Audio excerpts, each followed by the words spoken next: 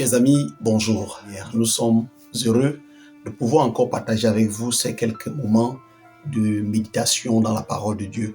Je voudrais nous introduire ce jour dans le livre de Philippiens, le chapitre 4, où je voudrais nous intéresser particulièrement à deux textes de l'apôtre Paul. Vous savez, l'apôtre Paul est un homme pétri d'expérience qui a vécu des expériences formidables avec Dieu. Il a vécu des moments troubles, des moments où, à cause de ses convictions, à cause justement de son attachement à Dieu, à cause justement de son engagement à servir le Seigneur, il a été de plusieurs manières exposé. Sa vie a été mise en péril.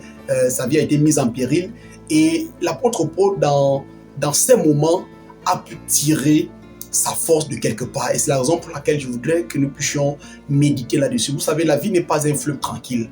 Il y a des hauts et des bas, il y a des moments d'adversité, il y a des moments d'abondance et il y a aussi des moments de disette. Il y a des moments où on a besoin de ressources, mais aussi il y a des moments où on est dans un manque total. Et l'apôtre Paul, dans l'expérience qu'il a eue avec Dieu, va dire quelque chose de formidable lorsque nous lisons Philippiens, le chapitre 4, à partir justement du verset 12. Il va dire ceci: « Je sais vivre dans l'humiliation et je sais vivre dans l'abondance.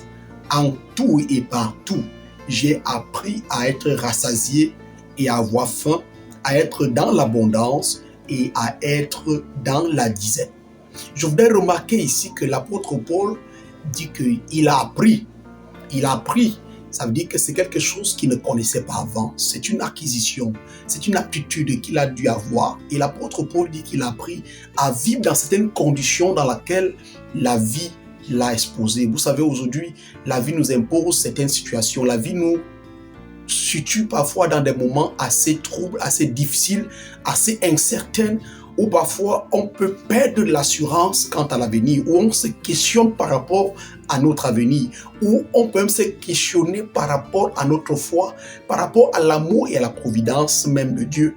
Cependant, l'apôtre Paul va dire au verset 13 de ce même chapitre: « Je puis tout par celui qui me fortifie. » Aujourd'hui, la question est la suivante.